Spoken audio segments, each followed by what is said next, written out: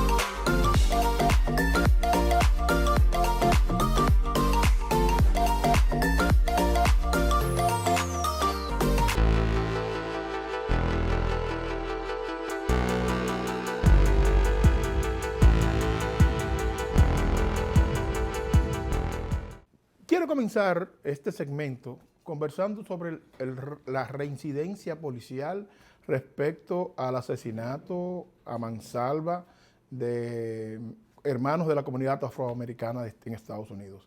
Ahora fue en Minnesota.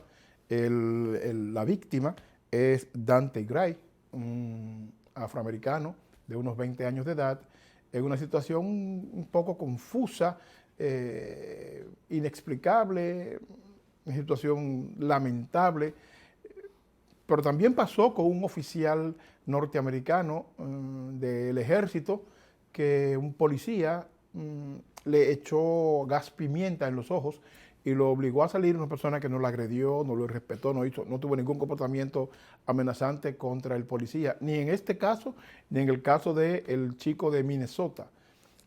Es importante que, y lo hemos estado planteando desde las protestas del año pasado, que el entrenamiento de la policía en los Estados Unidos se replantee, se redefina. Es importantísimo que bajar la tensión racial, y eso pasa primero porque la policía de las ciudades, ustedes saben que las policías en Estados Unidos corresponden a las ciudades, no es una policía nacional como en algunos países de América Latina. Es importante que las ciudades redefinan el entrenamiento que deben recibir los policías, y dos, es importante la sensibilización respecto a que determinada raza o determinado color no es una amenaza en sí misma. Si un policía no ve su situación de seguridad personal amenazada, no tiene por qué arremeter con tanta ligereza y con tanta velocidad como lo ha hecho en el caso de Minnesota y en el caso del oficial afrolatino que fue agredido por este oficial de manera inexplicable y abusiva.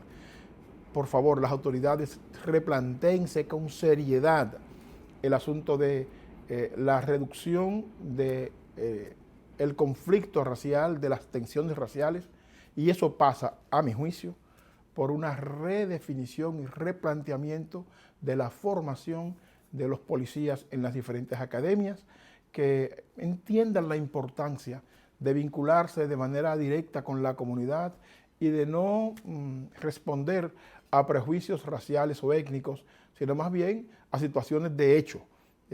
Hay un delito, ese delito requiere una intervención policial, obviamente, pues actuar en función de eso, no en función de si a quien yo voy a arrestar es de este color o de otro, o es de esta región o de otra, o es de esta comunidad o esta otra.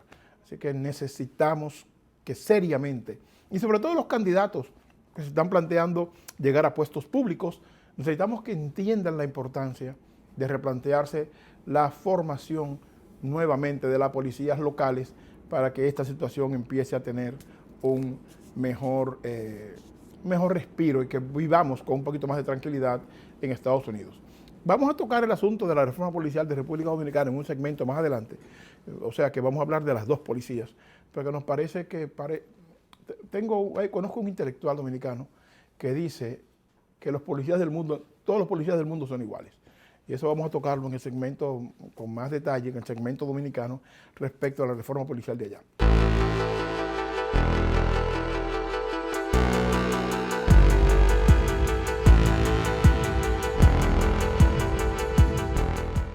El Estado de Nueva York aprobó lo que llama la gobernación y llama la Asamblea, el Congreso Estatal, el Fondo de Trabajadores Excluidos. Sabemos que en todo este proceso de febrero de 2020 hasta abril del 2021, los diferentes estímulos que se ha enviado desde el gobierno federal no han beneficiado a los hermanos que no tienen un número de seguro social. Sabemos que, de hecho, los primeros dos estímulos ni siquiera tomaron en cuenta a los hijos de personas sin seguro social, sin documentos, que nacieron en Estados Unidos, y mucho menos tomaron en cuenta a las parejas mixtas, es decir, a una pareja de esposa, que uno de los dos tiene seguro social y el otro no. En los primeros dos estímulos, o sea, en el de 1.200 y en el de $600, no fueron contemplados esas familias. Sí lo fueron para el estímulo de $1.400. En el caso del Estado de Nueva York, importante, solo el Estado de Nueva York, en esta coyuntura, California tiene un esfuerzo parecido, pero en la costa este de Estados Unidos, quien está empujando este proyecto es la legislatura estatal de Nueva York y la gobernación, se han planteado un estímulo para los trabajadores excluidos de esta primera etapa. Bien, importante, por favor, los hermanos nuestros que no tienen seguro social, que no tienen documentos, tomen nota porque esta información les puede interesar. Miren, los hermanos, se aprobaron 2.100 millones de dólares. 2.100 millones de dólares solo para esa tarea, esa acción de reivindicación de los hermanos nuestros, que igual tienen que pagar renta, igual tienen que comprar comida, igual tienen que proveerse ropas para el frío, etcétera, y que no han tenido esa oportunidad porque, repetimos, fueron excluidos de las tres tareas de estímulos, los tres estímulos que envió el gobierno federal. Bueno, estos 2.100 millones de dólares, los hermanos sin documentos, sin seguro social, pueden alcanzar el monto de hasta 15.600 pesos, 15.600 dólares. No son 15.600, son hasta 15.600. Y para eso hay algunos criterios que queremos mostrarle a ustedes de manera breve para que tomen nota. Por ejemplo, los aplicantes excluidos de los tres estímulos anteriores, Una persona que recibió algún nivel de esos estímulos no califica para este fondo, por favor. Deben haber vivido o vivir en Nueva York antes del 27 de marzo del 2020. Vivir en Nueva York antes del 27 de marzo del 2020, el primer requisito para aplicar por estos fondos. El segundo, no debe ser elegible para ningún otro beneficio de los estímulos o de desempleo. No debe ser elegible para ningún otro estímulo o para el desempleo en el estado de Nueva York. Haber ganado de manera personal $26,208. $26,208 como tope máximo para poder aplicar a este beneficio. Es el ingreso que va a tener que demostrar la persona que aplique por este dinero, por este fondo para las personas excluidas de los estímulos. Ahí, bueno, el criterio para que los amigos, los hermanos sin documentos califiquen para esto va a ser el sistema de puntos que se usa para, digamos, sacar el pasaporte o para sacar la licencia de conducir.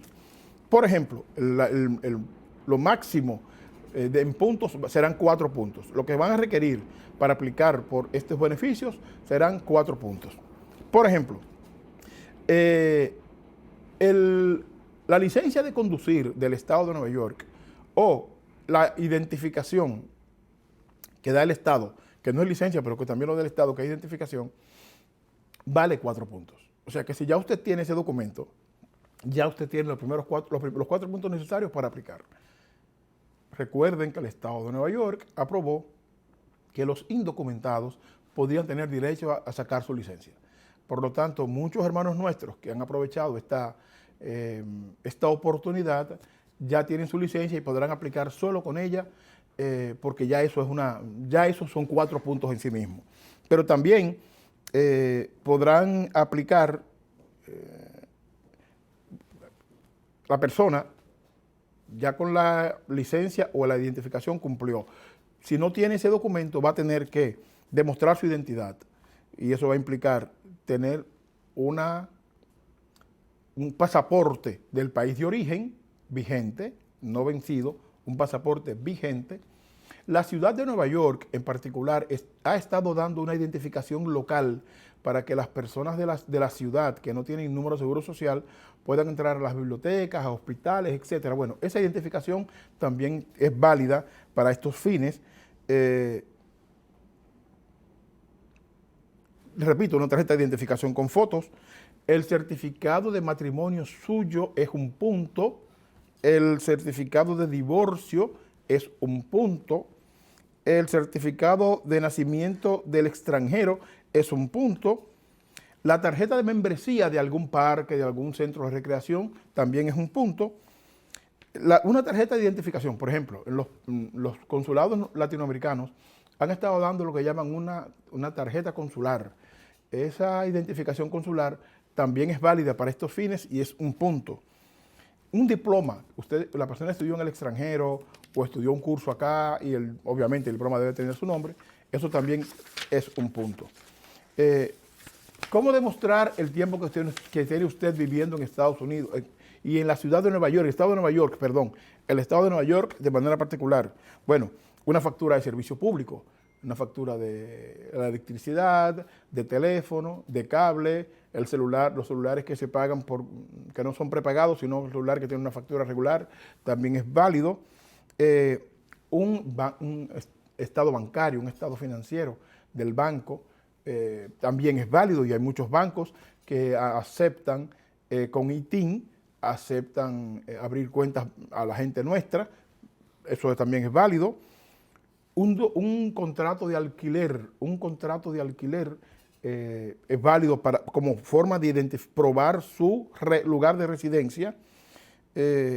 Alguna carta de una organización sin fines de lucro, la que usted busca servicios y le escriben a su casa, ese es un documento de prueba de identidad. Y cualquier otro documento que a usted le llegue con algún peso, no es digamos la carta mía o la carta de un familiar, pero un documento que tenga del hospital, algo así, que tenga su dirección, son pruebas importantes para probar, y perdónenme la repetición, probar que usted ha estado en el estado de Nueva York antes de marzo del 2020. De igual forma, un requisito será tener un ITIN y haber pagado taxes 18, 19 o 20. Repito, 18, 19 o 20. No necesariamente los 3 años. Si son los 3 años, imagino que será mejor. Pero 18, 19 o 20, si usted tiene sus impuestos hechos, su ITIN, sus impuestos hechos, tiene pruebas de dirección que le hemos dicho, tiene las identificaciones y los puntos que hemos mencionado anteriormente, usted puede aplicar por los hasta $15,600 que el estado de Nueva York está previendo para gente que no recibió ningún beneficio durante la parte dura de la pandemia y que seguro, igual que todos los demás, estamos ahogados en deudas. Así que organicen sus documentos, busquen orientación correcta, por favor, pregunten, no vayan a lugares donde lo puedan engañar, hay muchos estafadores en todos lados. Esto no está totalmente definido, ni sabemos exactamente cuándo inicia el proceso, pero ya está trabajando el Departamento de Labor, que es que se encargará de aplicar este fondo, está trabajando en los formularios de rigor y posiblemente amplíen los criterios para que más gente califique.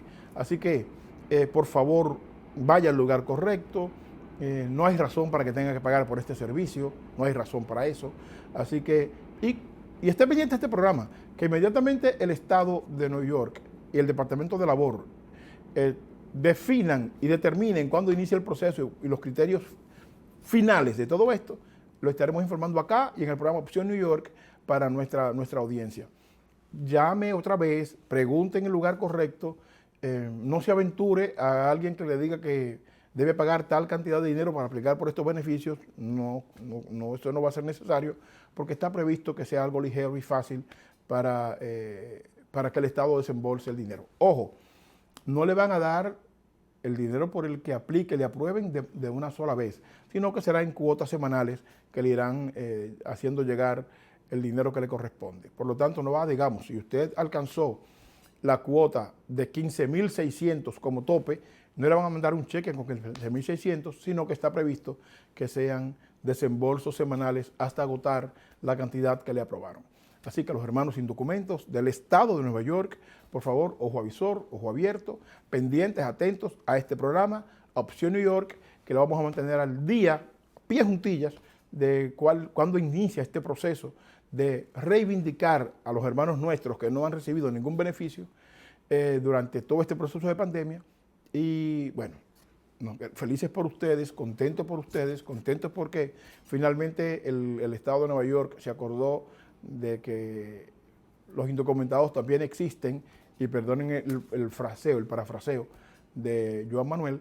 De igual forma esperamos que los estados vecinos como Connecticut, como New Jersey, Pensilvania, tomen este modelo en cuenta y recuerden que, bueno, estos hermanos pagan sus impuestos, directos o indirectos, pero pagan impuestos, y requieren de igual forma un respiro económico que le permita sencillamente no tener que salir corriendo ahogados por las deudas y por la situación de desesperación.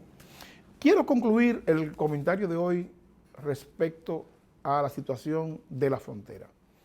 Hemos visto en la televisión nacional unos dramas terribles de niños entrando de manera desesperada por la frontera, acompañados o solos, por padres, por vecinos, por coyotes, etc.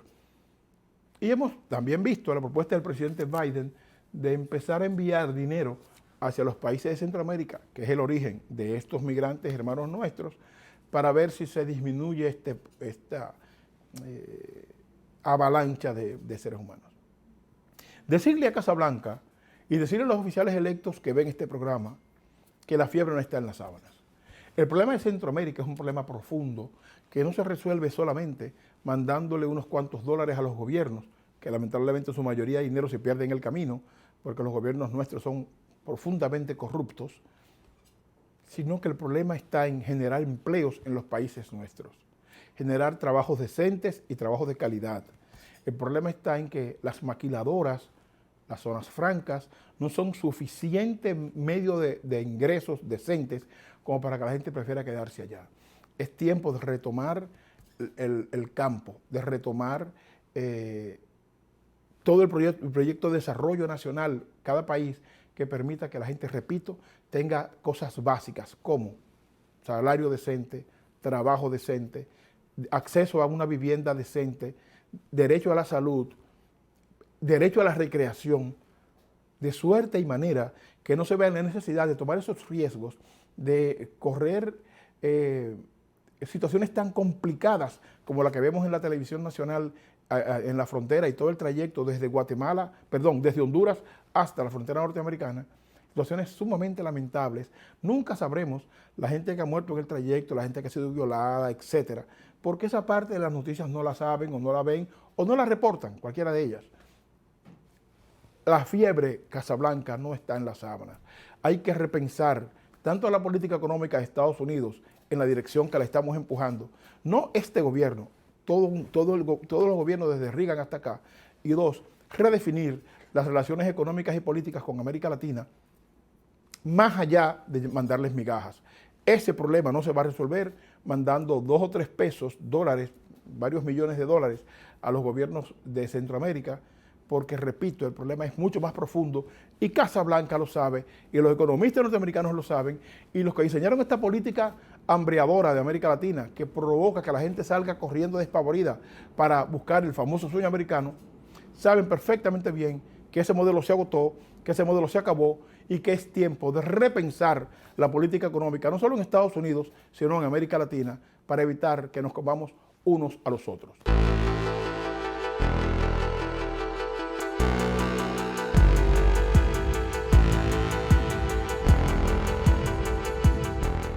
La inseguridad ciudadana no es un problema nuevo, es un mal de décadas que crece cada día por la falta de un sistema policial efectivo. Los gobiernos dominicanos tienen una deuda histórica. Ya es tiempo de transformar la Policía Nacional en una institución capaz, confiable y ética, que proteja y sirva a nuestra gente. Por esta razón, mediante el decreto 211-21, se crea el Grupo de Trabajo para la Transformación y Profesionalización de la Policía Nacional, que yo ni me cansaré ni me van a cansar.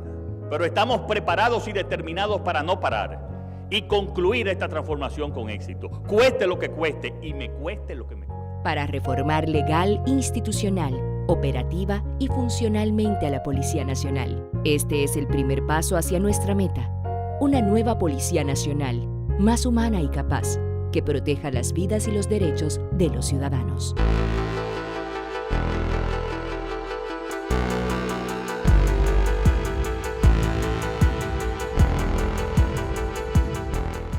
Están conversando el presidente Luis Abinader y su gabinete de una reforma policial. Y tal como decíamos en el segmento anterior respecto a la importancia de la formación adecuada de los policías en Estados Unidos, en República Dominicana la cosa es mucho peor, porque los cuarteles se han convertido en un espacio para simplemente intentar buscar un empleo, en primera instancia. Segundo, buscar poder, tener un arma de fuego, tener posibilidad de llevar a alguien arrestado, trancar a alguien, dicho un buen dominicano, y no necesariamente en servir. Claro, no todos están en el mismo saco, pero una parte importante de la policía nuestra, la Policía Nacional, está en una situación muy complicada que trasciende cualquier situación de reforma ligera, cualquier situación de reforma simplista. Esto es mucho más profundo. Y tal como decíamos en el segmento anterior respecto a los hermanos de Centroamérica que se ven desesperados y salen despavoridos de sus países buscando el sueño norteamericano, lo mismo sucede en República Dominicana con la reforma policial. No es posible, señores, no es posible hablar de reforma con salarios de miseria. No es posible hablar de reforma con personas, sujetos sociales, que incluso tienen que comprar sus botas y sus uniformes con salarios de hambre, pero más, no es posible pensar en reforma policial que dé al traste con una práctica diferente, con el nivel de pobreza que se da por ejemplo, en los barrios populares de todas las ciudades del país. Antes era en la capital, ahora eso está en las 32 provincias. Los cinturones de miseria, eso es espantoso. Y váyase a la gente que es del interior, Santiago, La Vega, Puerto Plata, etcétera, San Pedro de Macorís, La Romana, San Juan, Azua, etcétera, sabe que los cinturones de miseria espantan en las provincias del país, ya no solo en la capital. Entonces, ¿qué nosotros nos preguntamos como hechos y opiniones? ¿Le parece adecuado que se haga una reforma sobre la base solamente de depurar a los policías y sacar lo que ellos consideran las manzanas podridas? ¿Eso va realmente a tener una significación y un impacto positivo en la transformación de la policía? Creemos que no. Creemos que no. Y le decía a unos hermanos nuestros aquí, que todos nosotros, que tuvimos vínculo con el movimiento social en República Dominicana, somos de alguna manera, de manera indirecta o directa, junto con el Estado y con la sociedad civil, corresponsables del desastre de una parte de la juventud dominicana de hoy día. Muchachos que hoy tienen 20, 30 años de edad, que son unos delincuentes consumados o que no tienen un nivel de reflexión, digamos, básico, es producto de lo que nosotros sembramos, siendo nosotros los que estábamos a cargo de alguna tarea barrial, por pequeña que sea, en una junta de vecinos, por pequeña que fuese. Nuestra influencia no fue suficiente para evitar que esos lodos, esas aguas, trayeran estos lodos. Así que, presidente, la reforma policial requiere no una reforma policial, requiere una transformación de la sociedad a fondo.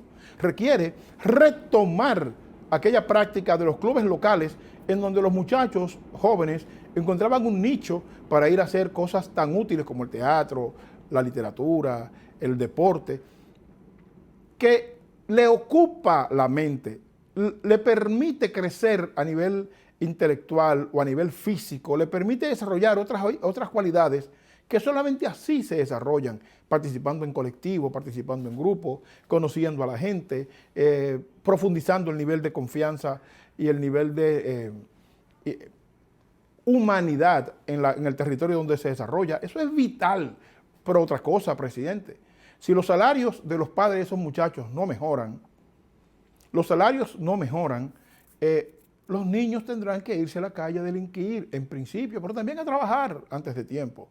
Y esos muchachos que hacen tareas delictivas pequeñas en los barrios, cosas intrascendentes, o que salen a trabajar por necesidad, en el futuro el camino es ir a la policía e intentar engancharse para ver de qué forma sobreviven. El asunto de la transformación de la policía requiere, presidente, la transformación de la sociedad. Requiere una visión diferente de las cosas, pero además requiere de una política económica acorde con esa situación, acorde con la realidad nuestra. Que esos sectores enquistados en el poder no electo, digamos los empresarios, los industriales nuestros, que tienen unos privilegios vergonzosos en una sociedad de miseria como la nuestra, deben ser reducidos y eliminados. ¿Por qué? Porque necesitamos que ese dinero se invierta en el crecimiento del resto de la sociedad, que sencillamente no encuentra oxígeno para sobrevivir. Así que, presidente, el gabinete suyo, la gente que nos ve en las diferentes instancias del gobierno, tanto en el exterior como a nivel nacional, necesitamos ir más allá de un asunto de coyuntura y de la presión mediática que ha generado con relación a la policía, la muerte de los pastores, ir mucho más allá, no responder a la presión social y a la presión mediática y la presión de las redes sociales, sino sentarse, meditar con cuidado y con prudencia, una transformación social que permita que la sociedad dominicana finalmente recobre la tranquilidad, recobre la paz y que caminemos todos por senderos de bienestar. No quiere decir que todos seamos clase media o todos seamos ricos, no se trata de eso, se trata de que todos tengamos pan, comida, trabajo, escuela, salud. Ese plan de AFP, esos planes de salud, las ARS, eso hay que desmantelarlo. No es necesario, repito, no es necesario que entre un doctor y un paciente haya un grupo de burócratas en medio que no hace nada más que cobrar. Le pagan muy poco al doctor por sus servicios y le cobran muy alto al paciente, que es su cliente, clientes de las ARS, le cobran muy caro al paciente, le pagan muy mal al doctor por simplemente ser intermediarios entre unos y otros.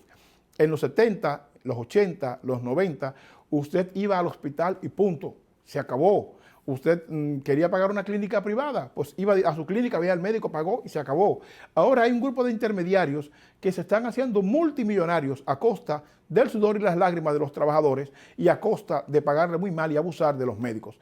Así que, por ejemplo, eliminar este tipo de intermediaciones insensatas, absurdas, abusivas, eliminarlas, retomar el camino, podría ayudar a que ese sector de la sociedad nuestra, que está en una miseria profunda y que no tiene otro camino más que ir a las Fuerzas Armadas a buscar una posición que le permita ganar algo de manera decente, solamente se resuelve si transformamos la sociedad de manera profunda. Así que, presidente, la transformación de la policía en sí misma no va a resolver absolutamente nada.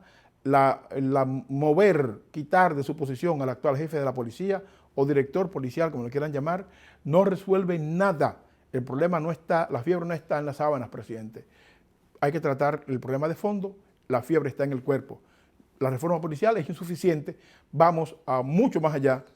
Y si usted tiene voluntad política, este es el momento.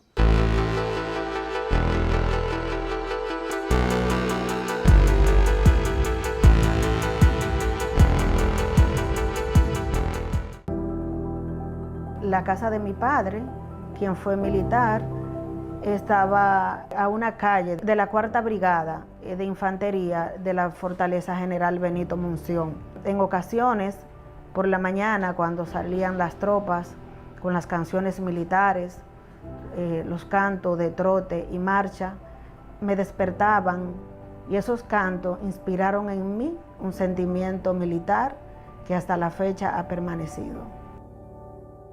Actualmente soy la vicerrectora de Investigación, Extensión y Educación Continua del Instituto Superior para la Defensa General Juan Pablo Duarte y Díez, por lo que me he sentido muy valorada y respetada por todos los miembros de las Fuerzas Armadas.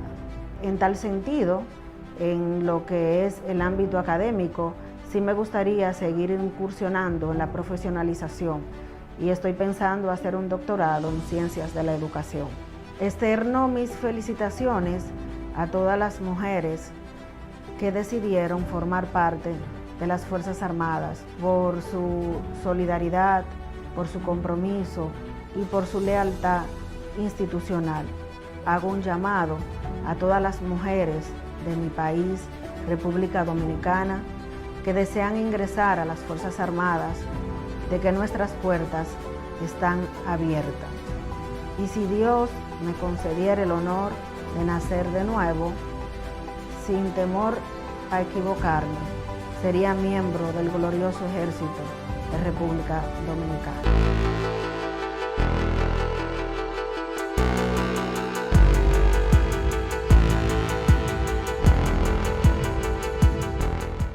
Tenemos una invitada de lujo con la que vamos a pasar revista a varios aspectos de la vida política norteamericana.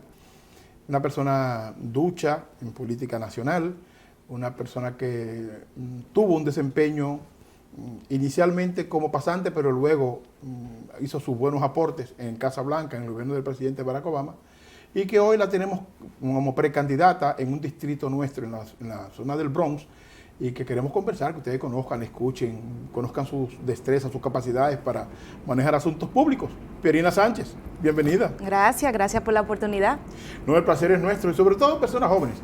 Fíjense que hemos estado trayendo personas muy jóvenes últimamente a este programa, con la idea de que eso nos inyecte esperanza. Cuando personas de la edad de la señorita Sánchez sale al ruedo público, a la actividad política, que es de por sí una vocación de pobreza, porque en Estados Unidos el político no puede hacer galantería de adquisición de bienes sin explicarle de dónde salió. No es posible, eso no es posible, y el que lo hace paga unos precios muy altos. Entonces, ver que personas como Pierina, con capacidad, con calidad humana, podría ir al sector privado y hacer una fortuna haciendo 1000 cosas, decide dedicarse a la actividad pública, le inyecta esperanza a gente como usted y como yo, que entendíamos que posiblemente eso no iba a pasar. Pierina, ¿cuál fue tu experiencia en Casa Blanca en el gobierno de Obama? Hablamos de eso. Claro que sí, fue una experiencia muy bonita porque pude ser una de 100 personas en el departamento mío que hablaba español. Y entonces hacer la persona que hablaba literalmente español... Literalmente el 1%, sí. Sí. Entonces, en el verano del 2012, el tema que se trataba muy fuerte era el tema de la reforma migratoria. Entonces, a mí me tocó escuchar muchas historias de personas de todo el país y llevársela ahí en reportaje a los que estaban encargados de la política de la reforma. Excelente, excelente. ¿Y qué te pareció convivir en Casa Blanca, cerca de donde huele a poder, donde se supone que se maneja la política mundial desde esa casa ahí en la Pensilvania? Sí, nunca se me va a olvidar el día que conocí al presidente. El presidente vino a hablar conmigo, con la clase mía de pacientes, y se le notaba ese día que él llevaba mucho en la mente, un cargo muy grande. Pero cuando él entró y habló con nosotros, como él se lo quitó casi como un jacket. Se lo quitó, entró, se lo quitó y empezó a hablar con nosotros. Y ese profesionalismo, ese don de saber cómo tratar a la persona, de apreciar a los que estaban trabajando por él, en una forma muy pequeña, se quedó conmigo siempre. O sea, cómo es que alguien llega a estar en un puesto así, cómo es que trata a los demás. Y bueno, con mucho respeto y mucha admiración para el presidente Obama. Una de las cosas que me llama mucho la atención de ti es que tú te defines, me defino yo también, un afro-latina. Sí. Muy orgulloso de nuestro origen negro. Sí. Frente a esa situación, y sabiendo que en el caso de nosotros dos, somos negros, y somos latinos, somos minoría 2 veces. Sí. La situación de la policía respecto a lo que acaba de pasar en Minnesota, o lo que acaba de pasar con este oficial de alto rango afrolatino, que le echaron gas, pimienta en los ojos, etcétera.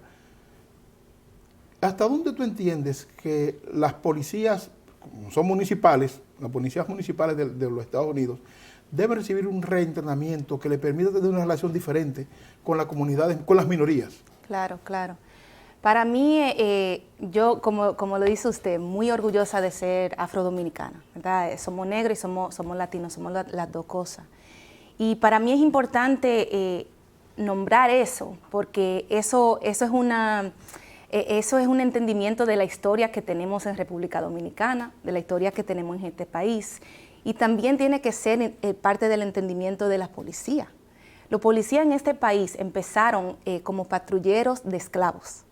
Solamente los policías que existían aquí existían para ayudar a los dueños de esclavos blancos a patrullar a los dueños de plantaciones. Exactamente, a los dueños de plantaciones, ¿verdad? Entonces, claro, han pasado cientos de años, pero esa historia de este país, del racismo, de la diferencia entre blanco y negro, eso está como dentro de la ADN de las instituciones policiales, de muchas de las instituciones que tenemos. Entonces hay que entender ese racismo y cuando se viene a la reforma de la policía, tenemos que visitar todo, no tan solo el entrenamiento, que es importante, pero cuáles son las funciones que tienen los policías. ¿Debería un policía responder a una crisis de salud mental? ¿Debería de un policía responder a una crisis de drogadicción? ¿Verdad? Nosotros les pedimos mucho a los policías, demasiado. Eso es un buen punto, ¿eh? Sí. Eso es un muy buen enfoque. Porque realmente cuando hay una situación de crisis, que una madre llama al 911 porque su hijo tiene una crisis de salud mental, lo que mandan es a la policía, tú tienes razón. Exactamente. Y ciertamente están entrenados para eso. No están. Un 50% de las muertes policiales que pasan a manos de policía en este país involucran a un caso de salud mental. O sea, hubo una escalación de una situación que quizás si hubiera sido un trabajador social, un médico que entiende cuáles son los síntomas que se están viendo en un momento, logra bajar la situación y calmar la situación. pero un policía que está encargado de todo, lo llamamos si no hay calefacción, lo llamamos si oímos un tiro, lo llamamos en toda ocasión. No van a tener el entrenamiento para cada situación específica. Entonces, para mí la reforma policial se basa en mirar todas las funciones que tienen los policías y ayudarlo a enfocarse en lo más importante, que es la violencia y es mantener al pueblo sano y salvo. Muy buen enfoque, no lo había visto desde ese punto y me parece muy buen enfoque. Hablemos del presidente Biden. ¿Cómo ves tú las políticas que hasta ahora se ha planteado el presidente? Me explico. Un sector que hoy comparte Casablanca con el presidente, el sector, digamos, izquierdista, de izquierda, progresista, dentro del Partido Demócrata, ha intentado que la política económica que se implemente en este gobierno sea una política económica más amplia y que garantice que los trabajadores tengan mejores beneficios y que los empresarios, los ricos, los muy ricos, ese 1 o 2% de la población norteamericana pague un poco más de impuestos. ¿Qué te parece esa propuesta y en qué dirección? ¿Qué es tan posible tú crees que eso se concrete? Sí. Bueno, la política es como un péndulo, ¿verdad? ¿Así se dice en inglés? Correcto. En español. Correcto. Un péndulo. Entonces, al llegar el presidente Obama, izquierda, viene el próximo presidente muy a la derecha y ahora estamos de camino de regreso a la izquierda. Y para mí eso me da esperanza, porque nada más hay que mirar la historia, los subiones y los bajones de la economía americana y la relación a la política de los impuestos, ¿verdad? Miramos a los años 70, los años 80, donde ha ido bajando y bajando y bajando los impuestos a los más ricos. Fue una política central, fue una tarea principal del presidente Trump, reducir los impuestos a los ricos. A los ricos, exacto. Y sabemos que cuando le bajan los impuestos a los ricos, sube la desigualdad, ¿verdad? Entonces, al subir la desigualdad, empeora una comunidad como la mía, el Distrito 14, que tiene Kingsbridge, Fordham University. Eso se siente, en la comunidad se siente que no hay trabajo, que hay más crimen, que hay más uso de droga. Eso se siente. Más violencia. Más violencia. Porque la violencia, decía el doctor Martin Luther King, la violencia puede ser una herramienta de los oprimidos, ¿verdad? Desafortunadamente es una forma de que se ve cuando hay tanta desigualdad y tanta injusticia, se ve más violencia, ¿verdad? Y claro, la desigualdad es una injusticia. Claro. Entonces, al llegar el presidente Biden, apoyado con tantas uniones, ¿cómo se dice la palabra unión en español? Sindicatos. Sindicatos, siempre se me olvida. Pero al él tener tanto apoyo de sindicatos, los sindicatos sabemos que cuando ellos crecen, no tan solo crecen los trabajos de ellos, que hay más trabajo que tienen mejor beneficio y pago, pero mejoran todas las condiciones para todos los trabajadores. O sea, si 32BJ, el ejemplo de la ciudad, y 1199, DC 37, si ellos crecen en la ciudad, no tan solo van a subir los salarios de ellos vienen subiendo todos los salarios de todos los que son súper y porteros y en la ciudad, porque es una competencia. Estamos claro, en un mercado libre, ¿verdad? Claro. Bueno, y entonces todo eso para decir que con el apoyo que entra el presidente Biden y con esa fuerza, con esos sindicatos y con la izquierda, hay mucha posibilidad de que esa energía hacia el progreso contra la desigualdad siga subiendo. Sí. El presidente Biden está proponiendo en el plan de infraestructura que las corporaciones que ganan de $400,000 arriba en beneficios netos paguen un 28% de esos beneficios y no 21% como se paga en este momento. ¿Tú crees que es posible que eso se alcance? Sí, es difícil, será muy difícil, hay mucha fuerza que van a contradecir los 10 votos republicanos en el Senado que no lo tenemos, ¿verdad? Hay mucha dificultad, pero hay posibilidad, ¿verdad? Porque tenemos la mayoría, muy poca, pero muy corta, pero tenemos la mayoría en ambas casas, yo creo que sí hay posibilidad. Perfecto. La situación hablemos del Estado de Nueva York, Sí. porque me interesa mucho que nos desarrolles tu propuesta como candidata a concejal del Distrito 14 en el Bronx, pero eso lo vamos a hacer más adelante, no se desespere. Hablemos del Estado. ¿Cuál es la situación del Estado? ¿Cómo lo ves ahora? ¿Está en manos demócratas? Pero yo me pregunto, ¿está en manos demócratas o está en manos de demócratas conservadores? ¿Cómo tú ves el Estado? Sí. No, yo tengo mucha esperanza. Estamos mirando un momento donde esta semana pasada pasó una ley histórica, un presupuesto histórico en la ciudad de Nueva York. Primeramente, a la ciudad de Nueva York se le debían 4 billones con B de dólares en recursos educativos. Hace años, un caso de corte que habíamos ganado en los 90s y que el Estado tenía de responsabilidad de darnos todos esos fondos para que nosotros podamos comprar libros nuevos, podamos tener programas en las escuelas, etcétera.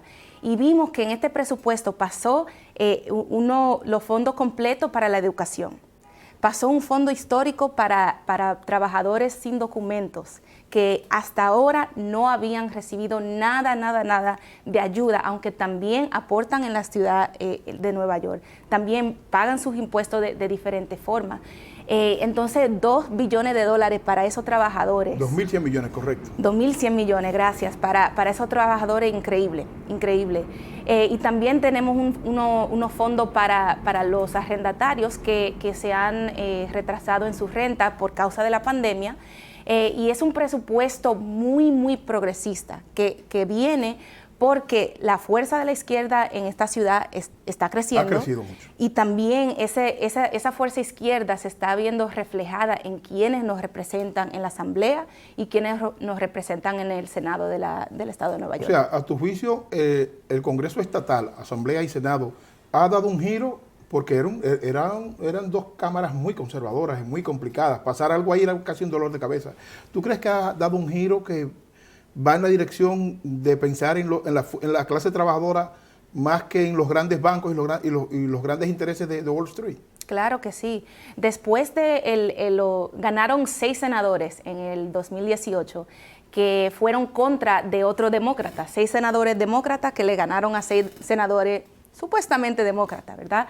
Pero eran 6 oficiales electos que estaban trabajando con los republicanos dentro de la Asamblea y del Senado, que se llamaba el IDC, Independent Democratic Caucus.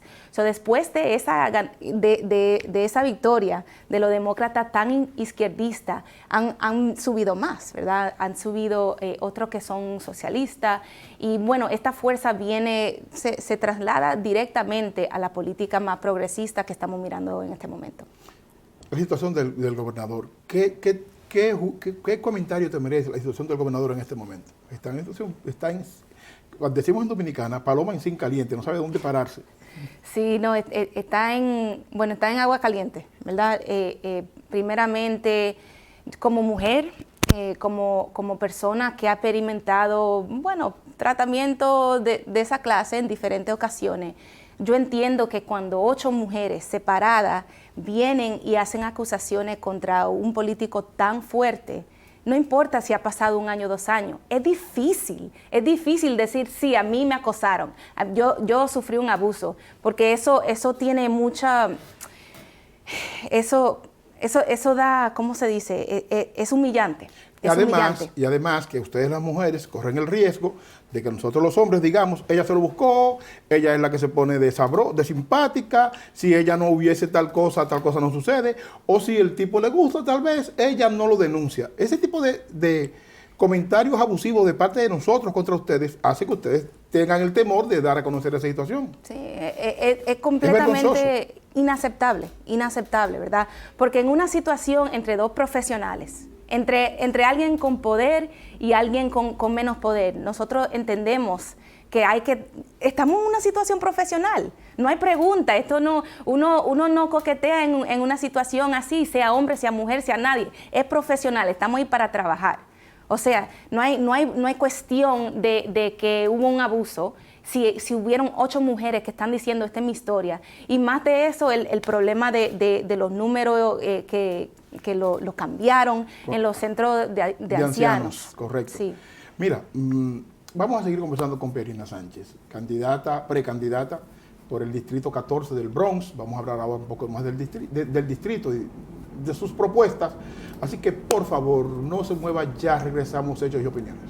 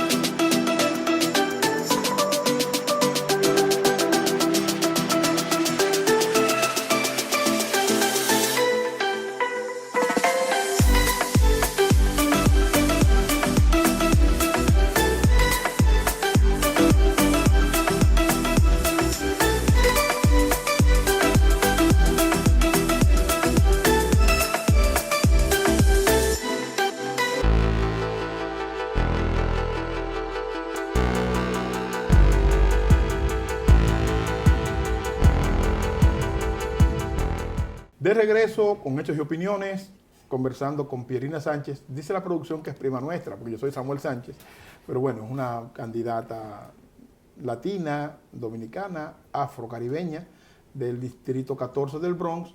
Ya hemos un poco hablado de su experiencia en Casablanca, de un poco sus consideraciones respecto al Estado y al problema enorme del gobernador. Y ahora vamos a hablar de la ciudad de Nueva York y de su distrito.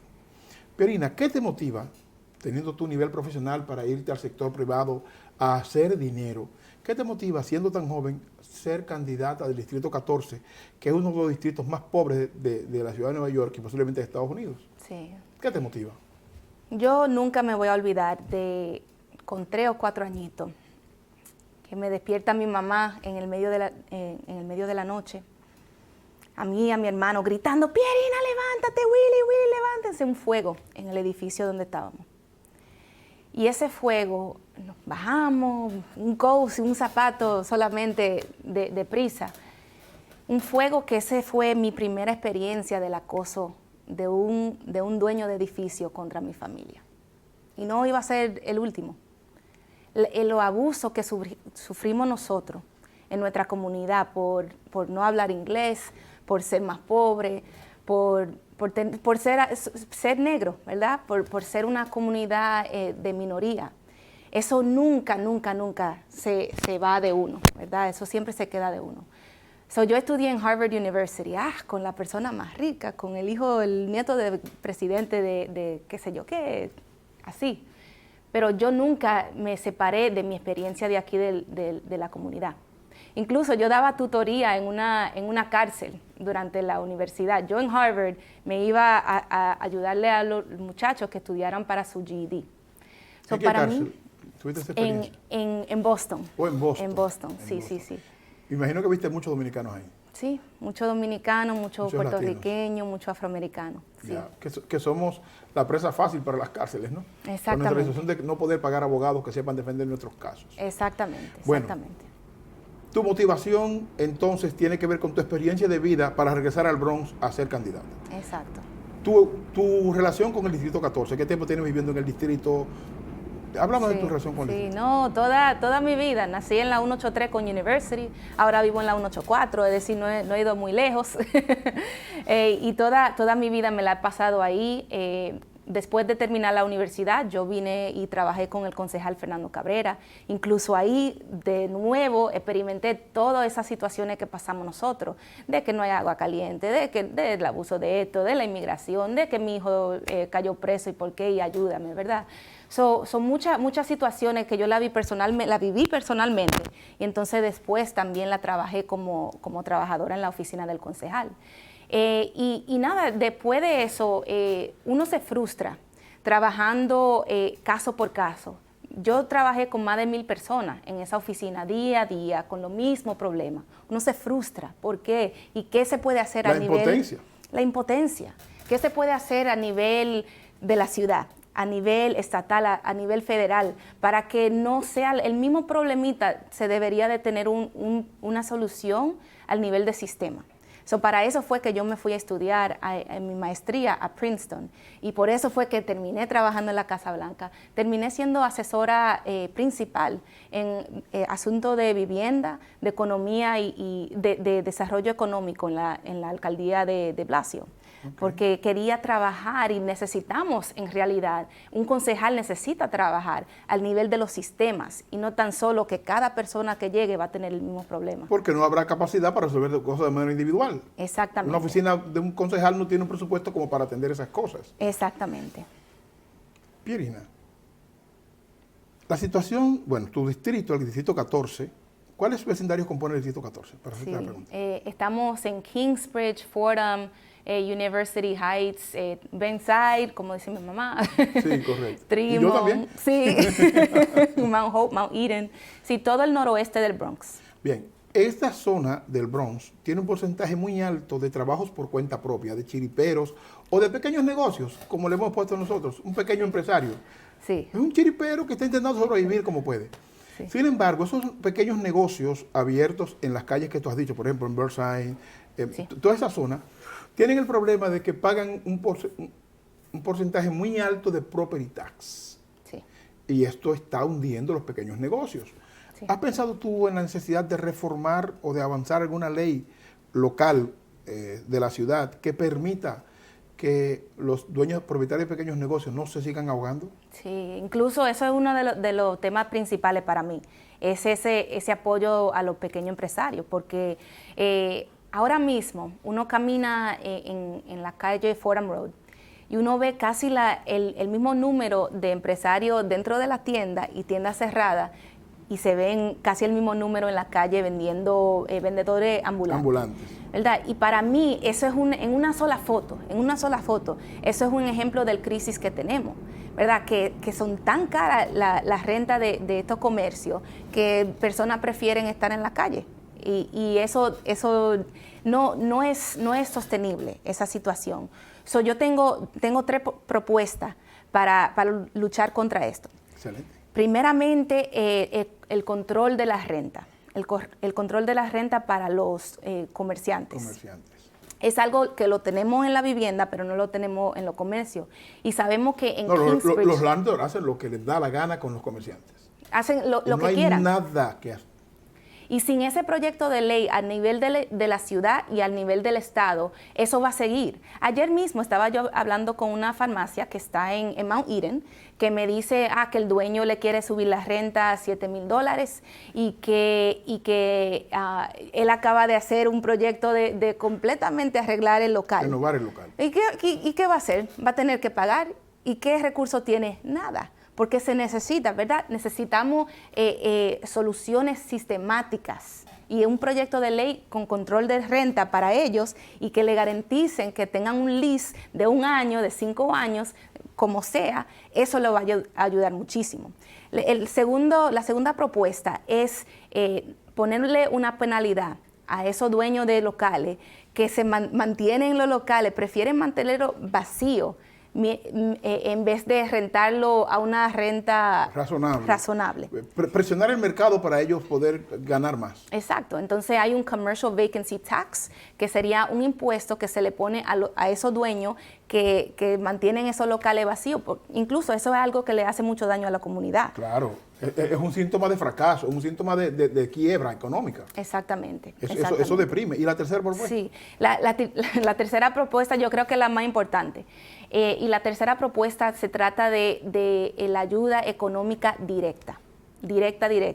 Le pongo el ejemplo que con el PPP, nuestro código postal 10468 y 10453, seguimos en abajo. Los últimos códigos postales en recibir asistencia a nuestro comerciante dentro de la ciudad completa, mientras somos uno de los más necesitados, ¿verdad? Correcto. Tenemos, igual, como le había dicho, usted camina por Burnside, usted camina por Fordham, negocio cerrado. Y eso es porque no pueden pagar, no pueden sostener.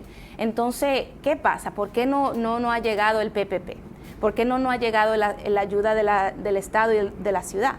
Porque nosotros desafortunadamente necesitamos un poquito más de desarrollo para interactuar con estas aplicaciones. Ese profesionalismo yo quiero traérselo, ayudas. Pero además que los encargados de estos programas en SBA y otras agencias conozcan un poco más de la mentalidad nuestra y que tengan mayor conocimiento de la cultura nuestra. Claro. Combinándolo con que los comerciantes nuestros necesitan más entrenamiento y necesitan darle un poco más de formalidad a sus procesos. Sí. Pero en una crisis como esta, la formalidad hay que dejarla para después de la crisis, ahora hay que atender eso de emergencia. Exactamente. Y sin embargo, SBA y los demás programas tienen una mentalidad tan formal y tan cuadrada, vista desde el negocio académico, que la gente nuestra en su mayoría no va a calificar para estos programas. Exacto. Eso es un problema. Exactamente, y sabemos, ponemos el ejemplo del presidente Biden. El presidente Biden tiene como prioridad ayudar a las comunidades como la nuestra. Correcto. Que tenemos mucha desigualdad, somos pobres, somos minoría, etcétera, ¿verdad? Entonces, si esa es la prioridad del presidente, y el presidente y el Congreso están dando ese dinero a los estados y a la ciudad para que nos lo den a nosotros, ¿por qué no están llegando?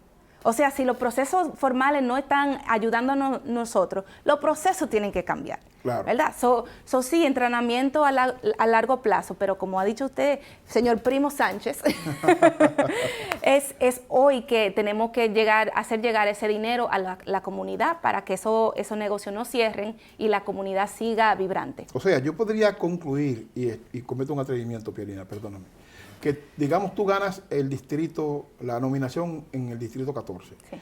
y llegamos a las elecciones finales en noviembre, ya. Y tú oficialmente eres ya la concejal. ¿Podríamos esperar una reunión tuya con SBA local a nivel de la ciudad para discutir estos puntos? Claro que sí, 100%. Incluso ya están oyendo de mí porque yo soy fundadora de un grupo de organizaciones en Burnside y en Girón, que contiene 80 organizaciones que sirven al distrito. Se llama la colaborativa de Girón Avenue.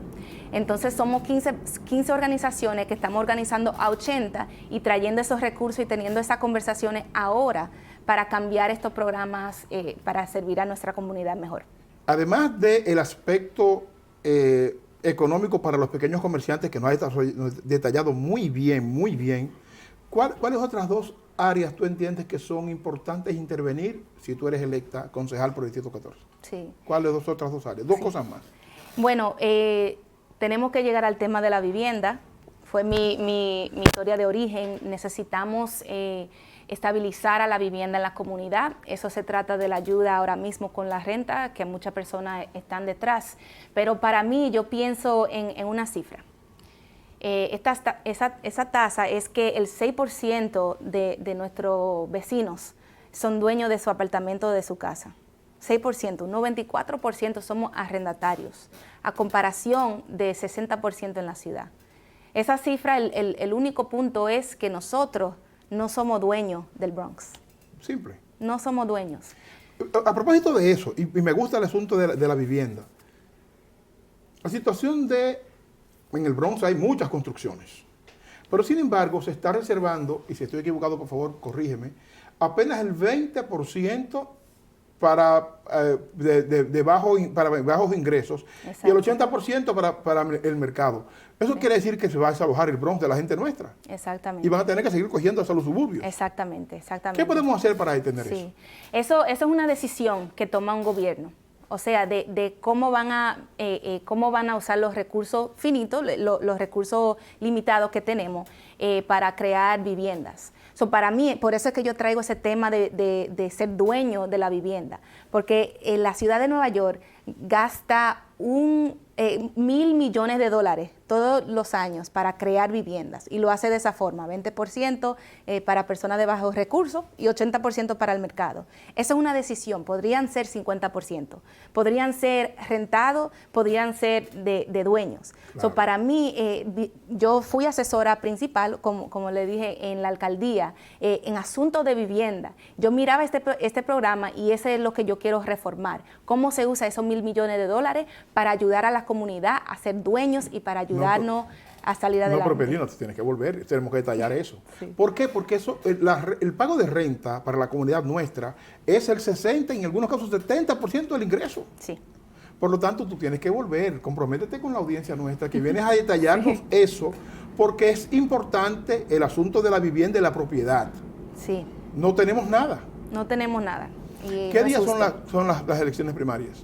Martes 22 de junio, no dejen de votar, martes 22 de junio, pueden empezar a votar el 12 de junio. Por adelantado.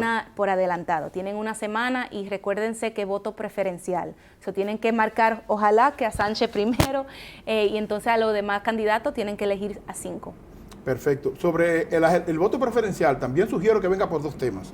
Por el asunto de la vivienda y para que expliques el voto preferencial. Porque como es nuevo, mucha de la audiencia nuestra, ya la gente estaba complicada con el voto anterior. Imagínate ahora con el preferencial. Sí. Te sugiero que vuelvas para que nos hables de esos dos temas. Claro. Y además para que la gente te conozca más. Unas ideas tan claras y unas ideas tan progresistas, la gente tiene que conocerlas y después de eso decidir qué le conviene al distrito. ¿Te parece bien? Exacto, perfecto. Gracias por estar acá. Gracias por acompañarnos y gracias por dedicar tu juventud y tu inteligencia a la causa de los demás. Gracias. No. Miren, señores, nosotros necesitamos que ustedes escuchen estas voces. póngala en balanza, escúchelo, analícelo, búsquele la lógica a estas explicaciones. Trate de ver si hay politiquería o hay lógica y sinceridad en lo que plantean las personas que nos visitan. Es un placer que personas de la edad de la señorita Sánchez venga a hablar con ustedes, para que veamos que no podemos perder la esperanza y que todavía nos queda muchísimo más por alcanzar en Estados Unidos. Gracias a ustedes por estar con nosotros. Hasta la semana próxima. Hechos y opiniones. Muchas gracias.